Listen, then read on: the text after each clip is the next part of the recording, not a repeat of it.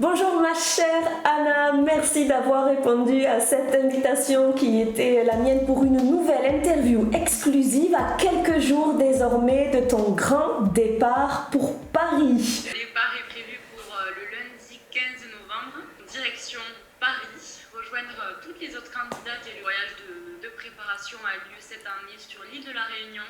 Wow. Nous sommes assez chanceuses de pouvoir partir au soleil pendant que toi tu seras ici. Comment ça, tu nous titilles là un petit peu, tu crées la jalousie là, qu'est-ce donc que cela? On est très chanceuses et ça va être chouette, ça va être une super aventure et il me tarde énormément. Parfait. Et comment est-ce que pour le coup tu vis cette médiatisation qui s'opère autour de toi depuis l'obtention de tes 2 titres du coup consécutifs?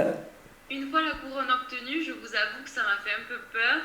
Je le reconnais, c'est un véritable bouleversement de vie. Heureusement, les nombreux messages que je reçois sur les réseaux sociaux restent très bienveillants. J'ai la chance d'avoir une communauté qui est adorable, qui est très bienveillante et ça fait du bien. Donc c'est vrai qu'on se sent, je me sens assez soutenue. J'en profite d'ailleurs pour tous les remercier, pour toutes les personnes qui prennent le temps de m'envoyer aussi des lettres, des messages, etc. Ça me fait chaud au cœur. Petit à petit, je prends mes marques.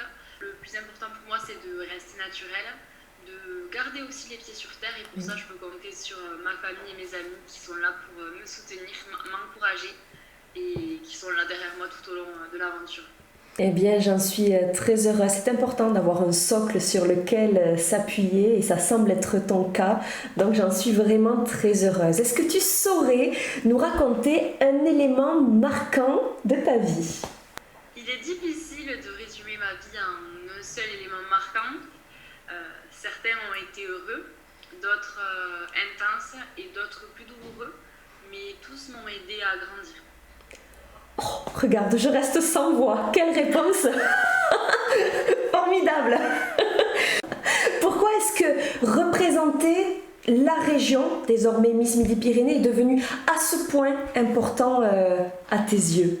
Si l'on s'en réfère aux données de Wikipédia, oui, quand même.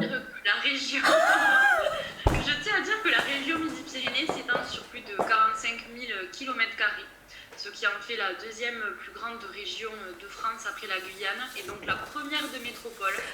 Je trouve formidable qu'en plus de la délicieuse gastronomie qui est la nôtre, qu'on soit aussi reconnu dans d'autres secteurs, notamment au niveau de la pharmaceutique et de l'aéronautique. On a une culture patrimoniale qui est riche, qui est variée. Et quel que soit le département que l'on traverse, on a de très beaux paysages et les gens sont chaleureux. Je me dois donc d'honorer mon titre. C'est la moindre des choses que d'essayer d'être à la hauteur de ses habitants, tout simplement. Eh bien écoute, tu t'y emploies en tout cas et merci pour cette minute culturelle. Avec plaisir. C'était fort appréciable. Est-ce que tu saurais nous mentionner une personne qui t'inspire? Je ne suis pas une fan dans l'âme, mais en effet, je suis inspirée par de belles personnes, à l'image d'Emma Watson, Oui. qui, en dépit de son jeune âge, a su devenir une porte-parole, une ambassadrice, et on peut même dire une icône, en fait, tout simplement dans la lutte des droits des femmes. Avoir supporté ses convictions à tout juste 24 ans devant les membres de l'ONU, je pense que ça impose le respect, donc je choisirai Emma Watson. Eh bien écoute, c'est tout à fait recevable comme argument. Il était parfaitement bien étayé. J'ai encore une petite question s'il te reste de l'énergie, à savoir au-delà de l'élection, est-ce que tu portes un projet professionnel particulier?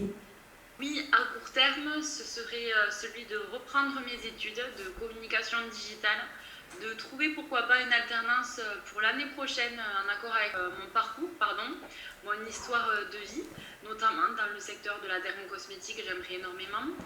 Ma peau ayant toujours été fragile, je suis très sensible à la démarche de ces entreprises du soin, donc ce serait plus dans ce domaine-là. Très bien, nous prenons bonne note. Écoute, je m'en vais sur un sujet un peu glissant. Tu as le droit de m'envoyer paître, mais fais-le gentiment, je te préviens, je t'attends au tournant. Okay. À savoir, je cherche le bâton pour me faire battre. Es-tu un cœur à prendre? Je suis très curieuse, dis-moi Cindy. je ne parlerai pas en la présence de mon avocat, donc je ne te dirai rien. Eh bien, tu as bien raison, c'est une question piège et tu avais le droit de m'envoyer dans les roses. Allez, je pars sur une question beaucoup plus sérieuse et beaucoup plus à propos, à savoir quelle est ta citation préférée et pourquoi? J'adore les citations, elles captent toujours mon attention et elles m'inspirent beaucoup au quotidien. Mais la phrase qui a le plus de sens pour moi, c'est celle que m'a apprise mon papa tout le long de ma vie. C'est la vie, elle est trop courte tout simplement pour être vécue à moitié. Donc ose, fonce et vis tes rêves. Donc c'est une citation qui est simple mais qui a énormément de sens pour moi. Écoute, je crois que ton papa s'est exprimé à travers la voix de la sagesse et il a entièrement raison. Alors pour le coup, je pourrais terminer sur cette question-là, mais je vais te pousser un peu plus loin dans tes retranchements avec une question un peu farfelue, mais elle est pour toi, Anna. Quelle est la question que tu aimerais que l'on te pose et que l'on ne t'a encore jamais posée? Super, merci Sylvie. Avec plaisir. Une question qui me pose une colle, donc c'est très spécial. Alors donnes-tu ta langue au chat? Je donne ma langue au chat si c'est possible, oui. Ok, écoute, on t'accorde de bon cœur ce joker. Gage à toi d'y réfléchir d'ici à l'élection le 11 décembre prochain où nous serons nombreux, je n'en doute pas, à être derrière notre écran pour pouvoir encourager notre petit rayon de soleil. Merci du fond du cœur d'avoir répondu présent à cette invitation, Anna. Merci beaucoup à toi Cindy, merci beaucoup à tout le monde et puis soyez derrière votre écran le 11 décembre sur TF1, j'aurai besoin de votre soutien, donc je croise les doigts et je vous souhaite à tous une très bonne soirée. Bisous. Bisous, à bientôt.